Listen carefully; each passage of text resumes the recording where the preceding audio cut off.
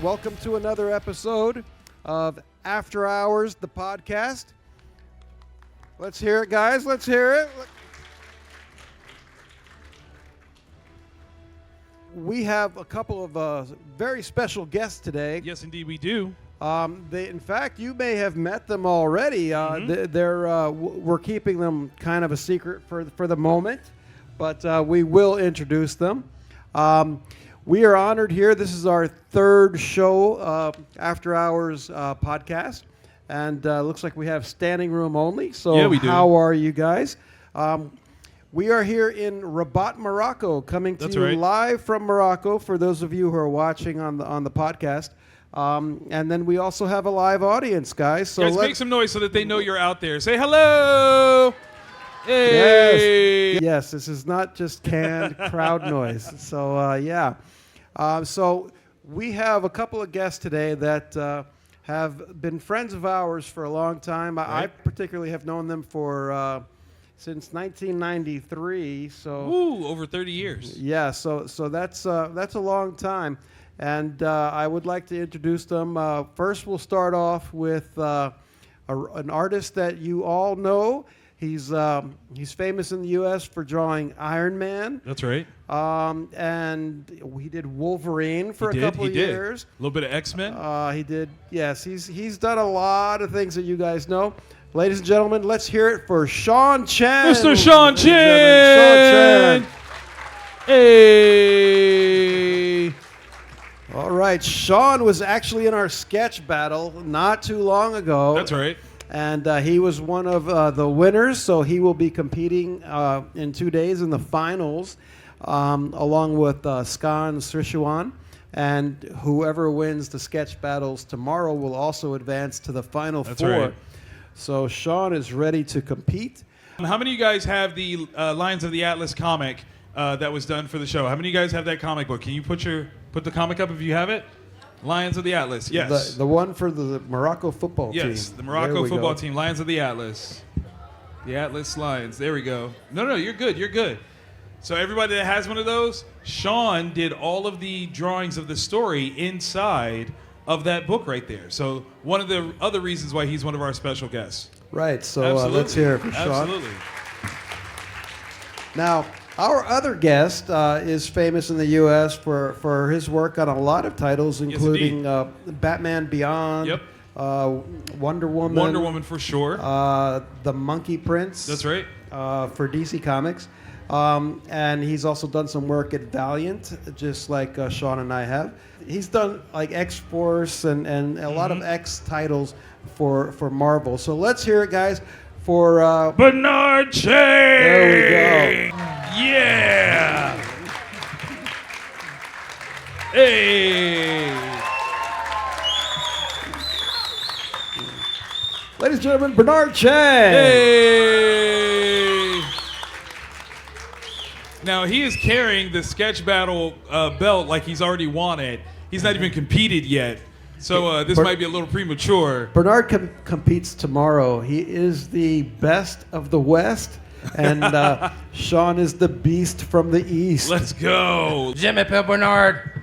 I won the sketch battle champion in Abu Dhabi in December, and I'm here to defend my title. Hey! So this is the first ever sketch battle that we're having in Rabat, Morocco. But Bernard, like he said, won the one in Abu Dhabi. That's so right.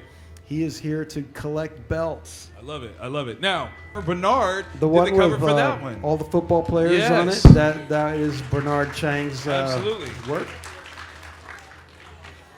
Love it. So we were invited here to come and bring American comics and encourage Moroccan youth to read and to read English, and we're guests of the Moroccan Ministry of Culture. That's right. And we're honored to be here, and we're having a great time. We really love it here. The food is good. You guys are super friendly and welcoming, and we really appreciate that. It's not nearly as hot as I imagined it would be. It's early in the year. It's not time yet. It's not time yet. Does it get hotter here in Rabat? Does it get like really hot?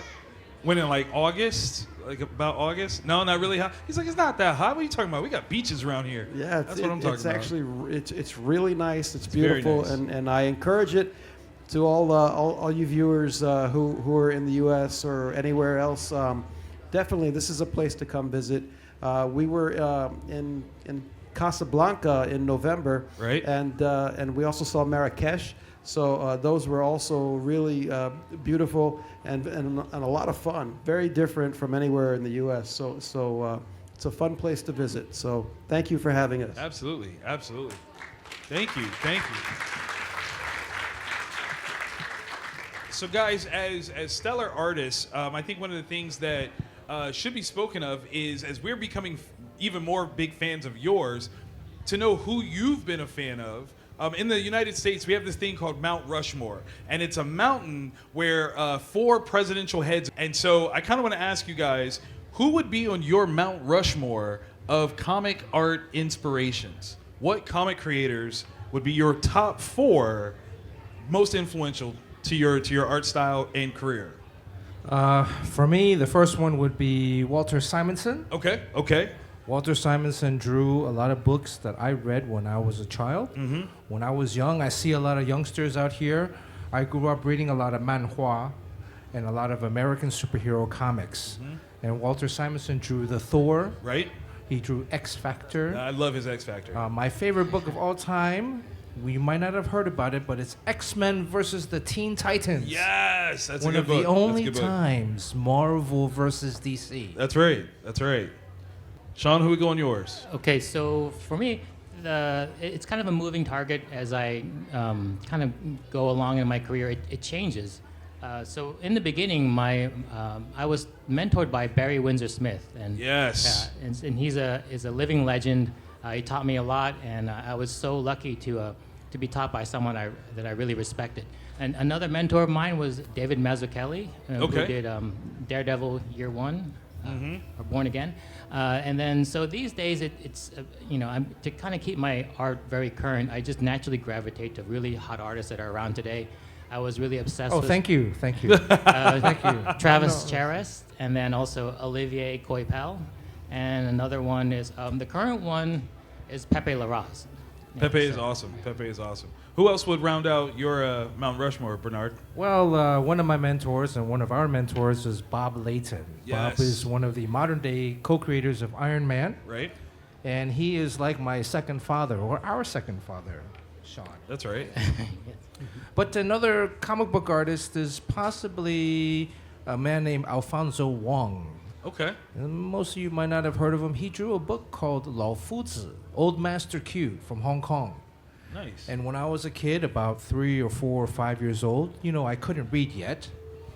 And Alfonso Wong's Old Master Q, Lao Fuzi, was a story about a couple of friends that would get into trouble. And just by looking at the images and reading the images without knowing how to read the words, I could understand what was happening and the humor. And so for me, he has to be one of the... I like it. Yeah, comic artists are artists, but the thing that's different about them is that they're storytellers. A lot of movies, in fact, most movies that are made have things called storyboards that are done before they start shooting. And that really helps them to figure out how to set up the sets and how to tell that story. They do it, and that's very similar to comic book art. It's all about storytelling. And drawing it goes hand in hand to make a great comic artist. So these guys have very specialized training, and being veterans in the industry, they really have a nice knack for it. So if you stuck around, or if you were here earlier for the sketch battle, you saw them taking on direction that was just coming right from the crowd and creating beautiful comic book covers. And so that's a skill that they've worked a long time to achieve. We have a couple of surprises in line for you guys, for Bernard and Sean. I put together a little deck that you can see some images above us, and we're going to show a couple of covers from these guys, and we'll have them tell us whatever comes to mind when you see them. Just a little short something, maybe something we don't know. But our first one is classic. You guys have one of each up there. Listen, that Dr. Mirage was one of my favorite books of all time. I wore the cover off that bad boy. I kid you not. Checks in the mail. Thank you. No, I mean it though. I mean it. So we'll start with Sean here. Sean did Rye and the Future Force. That's the one on the right. And Sean, what comes to mind when you see that old cover there? What comes to mind is dollar signs. So it's strange. That's the very first book I ever did professionally. Very first book, like maybe 30 years ago. Interesting thing about it is also it's the highest selling comic I ever did. So when I was trying to decide whether I should be a comic book artist, that was my first job. It sold 900,000 copies, which is a crazy amount. And awesome. I thought, like, this is a career for me. Of course, it didn't last that long because the comic book industry is like the stock market, goes up and down. So it was very, very up when that came out. And it kind of was a great start, but then it never really reached that height again. So I have very fond memories of my first book and my highest selling book. Good point. That's awesome. And Bernard, The Second Life of Dr. Mirage. That particular cover, what does that bring to mind? This was a book I drew when I was 20 years old. Wow. So it was a long time ago. Like 4 years ago. Right. And when Bob came to me and said that we want to work with me, they want to work with me and create a new hero, I said to Bob, I will draw this book on one contingency. If you make the lead character an Asian American male who didn't know Kung Fu, but was a lover, not a fighter.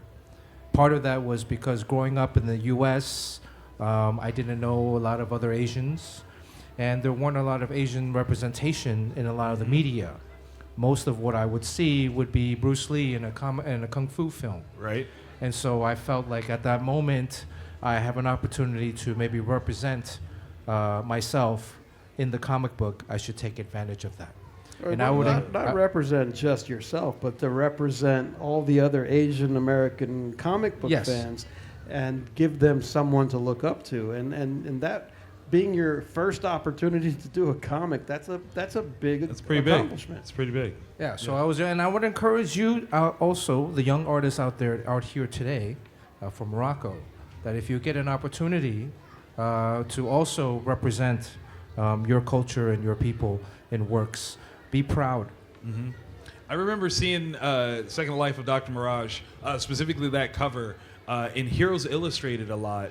And it was a comic news magazine that came out in the early 90s, and I was a big fan of it. And I feel like they covered quite a bit of Valiant's work. Did you guys have like a special partnership with them for promotions or anything like that? Not really. Okay. They just they were competing with Wizard magazine. They were. And so they wanted access to us and Image as much as possible, Right. Because Wizard was in pretty good with Marvel and DC. So Fair, they were trying to cover that second market.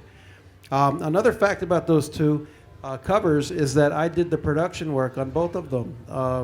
Basically laid in the logos and helping pick the colors and Nice. stuff like that. So that was the beginning of my comic career as well when we all met. So so that's the Valiant stuff. Now let's move on to something actually it's only a couple of years later. It's a little marvelous. So we'll start again with Sean.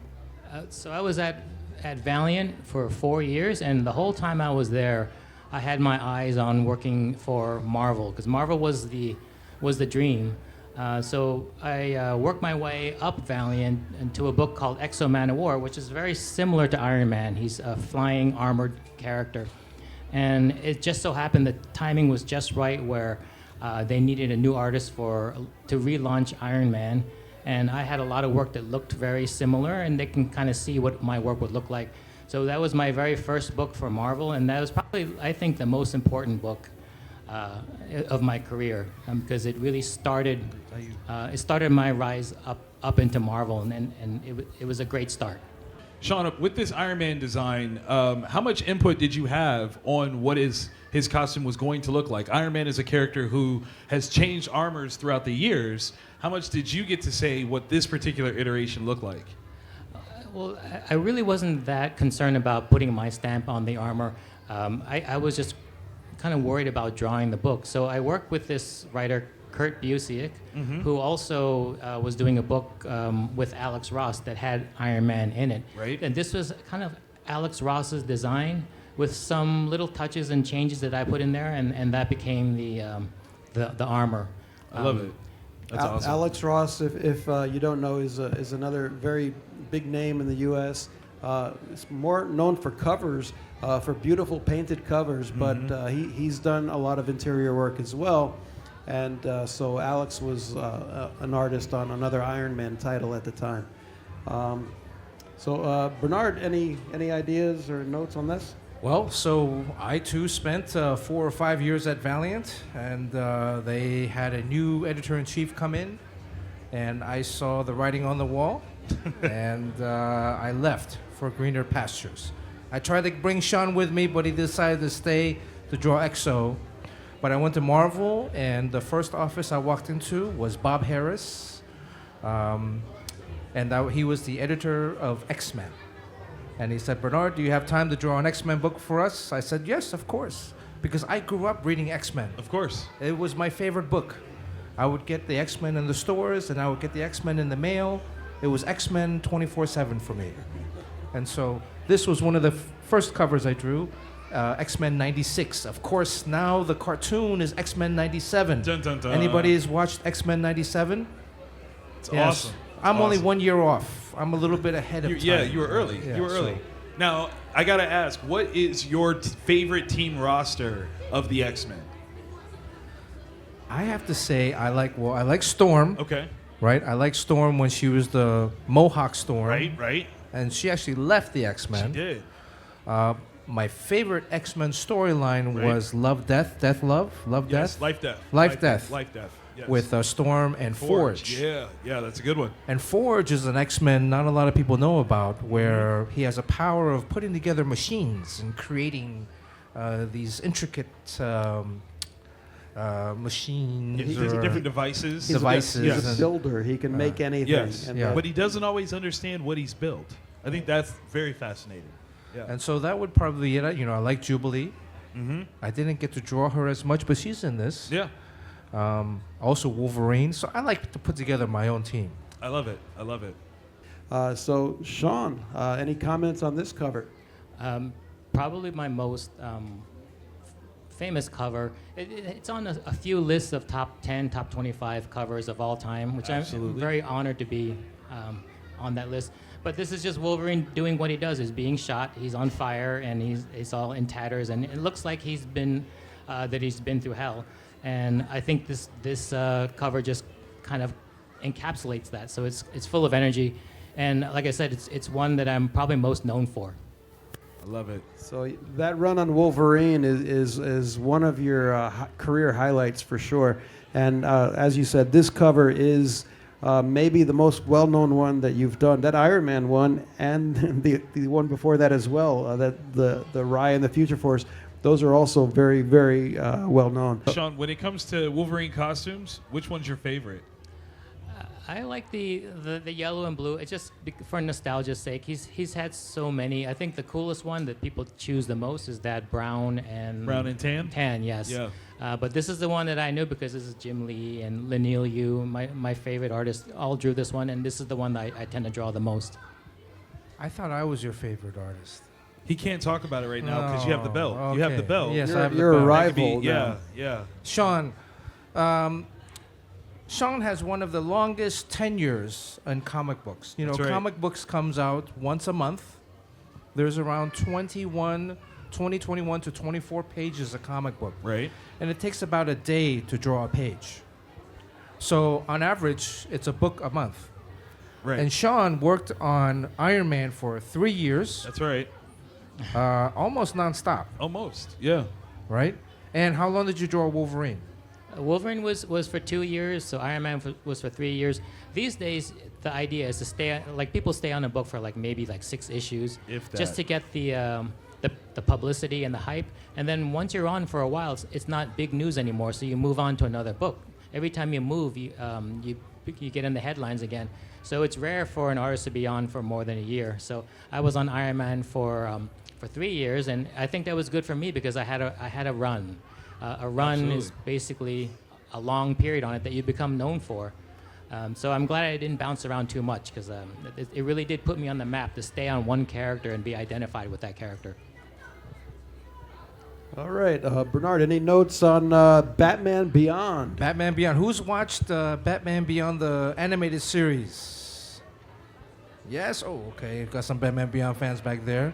So that was one of the cartoons I also watched when I was younger. Mm-hmm. And to be able to work on this series was another. I have a lot of I'm very fortunate. Mm-hmm. I also got to work with Dan Jurgens. You can see sometimes in the names on the cover of the people who worked on. Dan Jurgens is the writer, myself is the penciler, inker, and then Marcello Maiolo is the colorist. Marcello and I have been working together, but Marcello lives in Brazil, in Sao Paulo. And I live in Los Angeles. So because we live because of technology now, a lot of times the people that I work with, I don't ever really see that often. Dan lives in Minnesota, which is a very cold area in the U.S. Very cold. Right, and when we started in the early '90s, we all worked in the same office. It's not something that's even possible now, but all the artists on all the titles were there. They were working at tables, sitting right next to each other, and we would have lunch together and go to meetings, and we played softball together. We went out to the movies together. It was different. Now at Marvel, it's just the editors that come in. And all of the different artists live all over the world, and they only communicate usually through email and maybe occasionally on a video chat. Maybe. But usually it's just email, and they'll see each other at New York Comic Con or at San Diego Comic Con sometimes, and that's it. So it's a little different now than it used to be.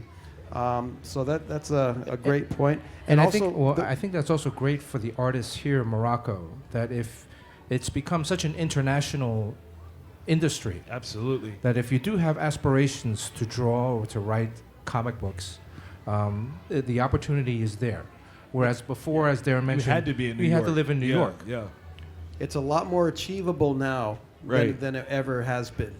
Bernard, with Batman Beyond, it came from a very stylized art form of animation. Did that influence how you worked on the book? Not necessarily. On one hand, we had to be beholden to a lot of the Batman Beyond fans. Mm-hmm. You know, they knew certain characters. Batman Beyond is Batman 35 years in the future. It's no longer Bruce Wayne. Bruce Right. Wayne is old, and now he's passed the Batman mantle onto a younger Terry McGinnis. Right? A lot of the characters are the same, but we got an opportunity to revisit, which to me is a lot of fun because I get to take stuff that's already been created and then I get to redesign it and come up with more modern twists to the characters. Right. And the writer on Batman Beyond at the time, Dan Jurgens, is most well known for writing the death of Superman. Yes. Which is a very big storyline that happened also in the early 90s. Early 90s. Brought me into comics. And so Dan is he's loved and hated as being the guy who killed Superman. It's all So- true. And do you follow the social media for James Gunn or Jim Lee? Yeah? And they posted a picture of the new Superman movie. Yes. And then they posted a picture of all the Superman writers that they brought together. And Dan was in that picture. Yep. He's right in the back. All wearing T-shirts, Yeah, the Superman yeah. T-shirt. Yeah, very nice. Bernard, you want to give us a little more insight onto how your career went on from that? So my first official book for DC was Wonder Woman. And that was a great opportunity to work on a character that I really adored. Mm-hmm. And then most recently I drew Teen Titans with Adam Glass. Adam Glass was the writer. That's a good writer. We got to create a brand new team of Teen Titans. Robin was still the leader, Right? but we got to add Kid Flash, Red Arrow, Crush, who's the daughter of Lobo, was one of DC's villains, and Roundhouse, who's kind of a portly kid who, when he pushes his belly, turns into a fireball. Nice. That's a great cover. Actually, all three of those are great covers. Oh, and there's another character not on that cover, Jin, who is a genie. Mm-hmm. Is this the introduction of Jin? Because it says World War Genie on the bottom of that. It was a one. story arc where they Yeah. all the genies came together and fought. Very cool. Okay, now we're going to move on to 3 covers by Mr. Chen. You can see him up there. Okay. The Hulk one is that like it's a reimagining of the Hulk 181, a very important story, and this was done through Wizard, right? I think it was like a special comic with a. Right, that's a reprint of Hulk 181, which is the very famous comic of the first appearance of Wolverine, or the first full appearance, because Right. Hulk 180 has a cameo on the last page. So the middle one, the Avengers book, I do a lot of work for Marvel's Creative Services division and the specialty comics. So I did this for Darren. Darren hired me to do this cover, which is what is it? A car? This was, It's an Audi. yeah, Audi was a sponsor of the Avengers movie. If you watch that movie again, you'll notice that all the cars are basically Audis, and so they wanted us to do a comic as well featuring the Avengers. And so it was my job at the time to make that comic, and I thought, who better than to draw an Audi cover, because Sean is really well known for doing machines and cars, and I know he likes to draw cars and motorcycles and stuff like that, so I thought he'd be perfect for this. Darren, the rumor is that they paid Sean with an Audi. Oh, wow. Wow. Is that true in art? It's not true at all. He got 2. Oh, 2 Audis. It was actually one Audi belly button.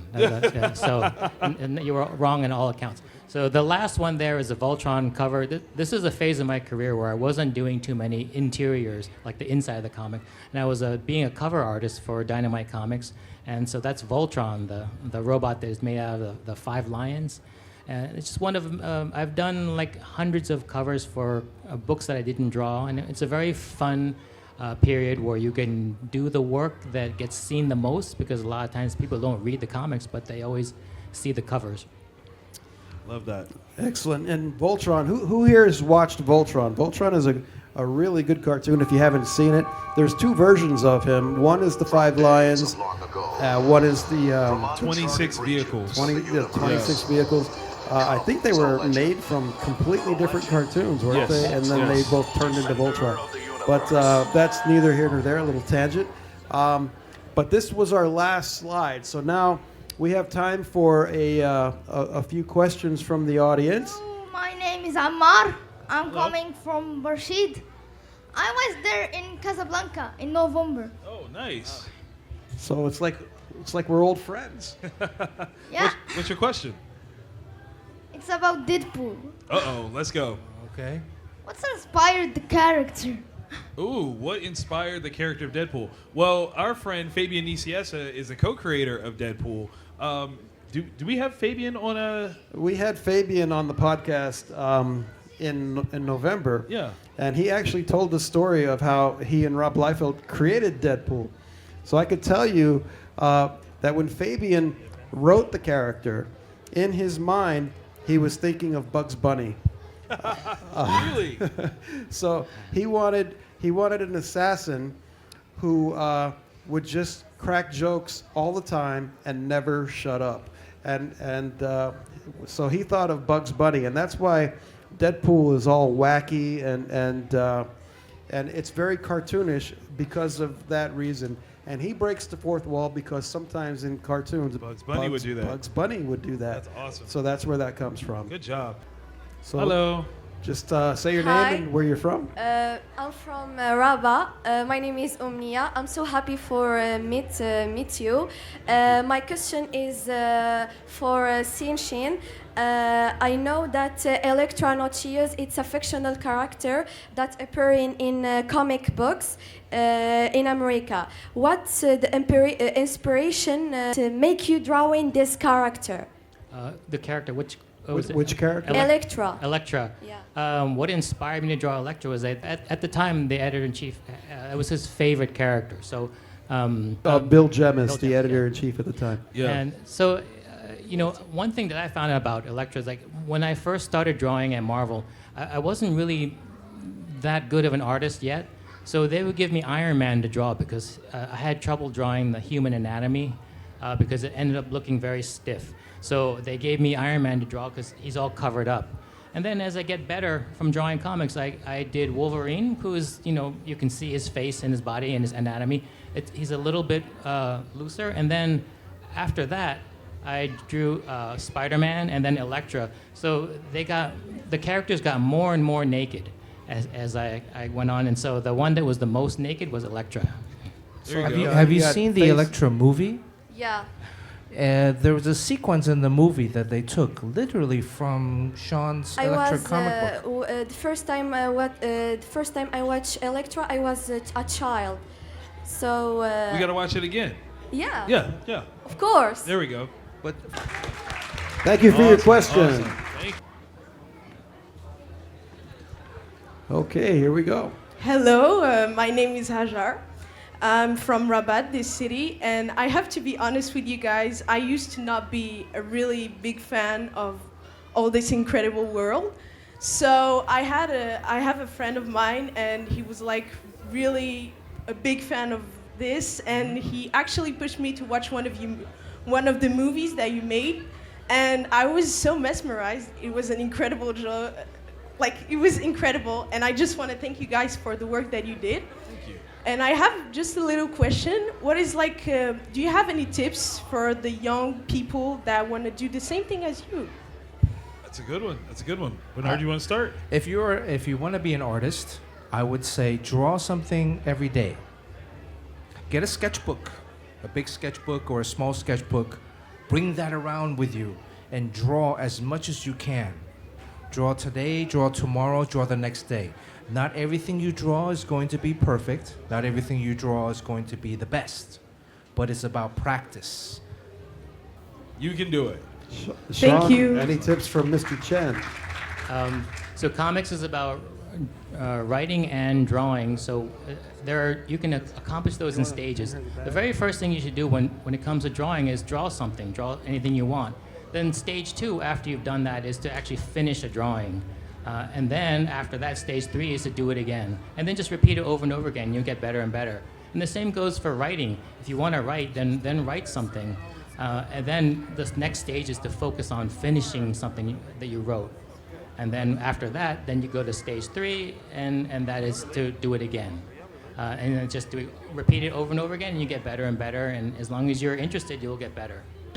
Okay, so how about this our side's friend turn. in the front there? Here we go. All right, Hey, ladies and gentlemen. we got a couple more We got bags. 3 more bags. All 3 right. more bags. Hello, my name is Zuhair. I'm from Oujda in Morocco, Hello. in the east side of Morocco. And I just wanted to ask you, what is the hardest thing in your job? Oh, the hardest thing in your job. That's a big question. You want to start? Deadlines. Ooh, that's a good one. Sean Yeah. mentioned finishing the artwork. Yeah. And a lot of it is finishing the artwork on time. So even this week, while I'm here in Morocco, I'm drawing in my hotel room, or I'm drawing in the back. Right. So part of that is scheduling your time. I Making think I can chime in on that. Is that when you do something and you're doing it just for fun, that's one thing. But when you're doing it as your job, you have to muster up that energy to do it every day. So I would say that a work ethic and discipline to finish and to be good every time, to be as good as you can. That's probably the hardest part, because it's human nature to when you finish a project to be like, I'm done, and then you want to take a break. But no, you have to go right to the next one and keep going. And Sean can tell you, because Sean is maybe the best at that, at just keep moving forward and doing a page a day like a machine. And that's sometimes that's very difficult. Yeah, drawing is my favorite activity, but to do it every day, then all of a sudden it's not your favorite activity, but overall it is. So the idea is to reinvigorate and get interested in it. Like when I first came to Morocco, someone told me that you eat couscous on Friday. When I ate it, it's the best thing in the world, and I wanted to have it the next day. But you really have to wait a week before you eat it again. I think one of the reasons I like couscous is because I can't eat it every day. It's That's just right. every Friday. So. I like it. For my end, I think the hardest thing for me is to continue promoting the work that I've done. And I know, like, for you guys, if you're working for a major publisher, there is a department that's supposed to take care of that in addition to you doing it. But when you self-publish, you are that department. And that becomes really, really difficult to think about, oh, I got to talk about this thing now that I've spent all this time working on it. And I don't just get to jump to the next project. So you guys are lucky on that one. I wish I had y'all's When you're trying to do 7 different jobs, Exactly. it makes it hard. Like, for instance, me being here, I think I might have taken 3 pictures the entire time and posted maybe 1 thing on Facebook or Instagram. So I really got to get a little more active at that. So if you have someone to do those roles, that really helps. Hi, so I like drawing, but it doesn't get better at all. And do you think that maybe drawing is a gift, or maybe that with practice we can get better at it? I can just start. The quick answer is that sometimes maybe like if you practice singing every day, you're not going to be as good as your favorite singer, probably, more than likely.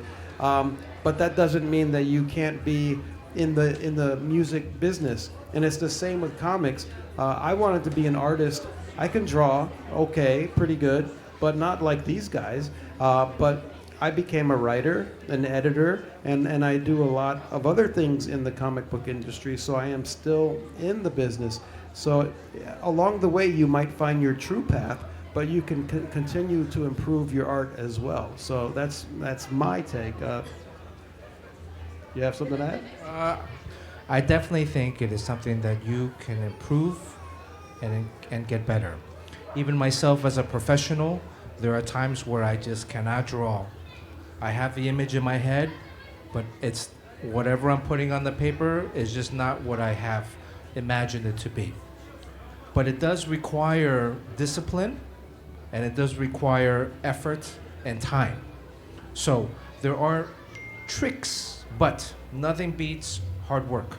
So if you imagine there are football players here or basketball players, they don't just always score goals, right? They have to learn how to dribble the ball. They have to learn how to pass the ball. They have to learn how to play defense, how to stop the opponent.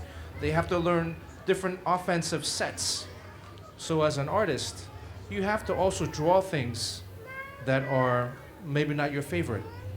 So a lot of young artists, I see they only draw faces and maybe bodies and maybe arms and hands, but no feet.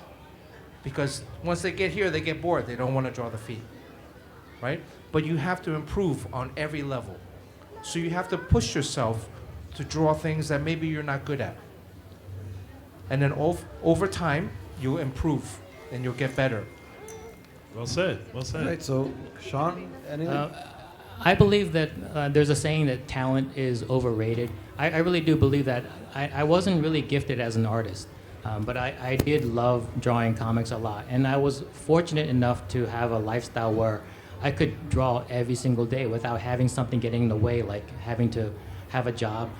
So I drew a lot and I got better. And I do believe that if you want to do this, you can do it. There are certain jobs that you can. Like if I wanted to be a football player, like on a professional level, it's never going to happen for me. I'm too old and I don't have the experience for that. But you can, with drawing, it's a skill that can be learned completely.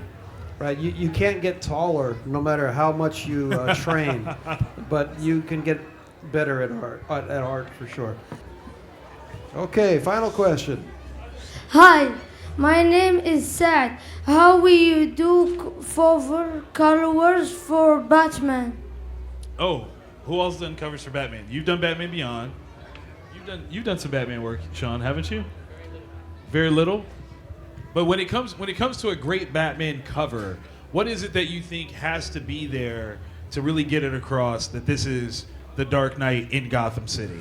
Batman is a very interesting character. But beyond Batman is also Gotham. the city that Batman lives in. Right. And so the environment around the drawing can push that cover or that drawing to different heights. Like I mentioned earlier, for younger artists, they tend to only draw the face and the body, right? But they don't understand that the environment is another character. Mm-hmm. Backgrounds. And the reason why Batman is so popular is that Gotham is also so powerful. And then whoever Batman is fighting against, whether it's the Joker or the Penguin or the Riddler, and how each of them also have a different look, a unique styling. Right, or the cool gadgets like driving the Batmobile. That's right. Or flying the Batplane. There's so many different ways you can make Batman look cool. But the short answer is the cape. The cape, the ears. Yeah. The moon. Thank you. I like Okay. All right, guys. Thank you all for attending, and that's going to wrap up the After Hours podcast. That's right. Episode number 3. Big thanks to Bernard Chang and Sean Chin for joining us today. So, guys, let's hear it for our guests. Absolutely.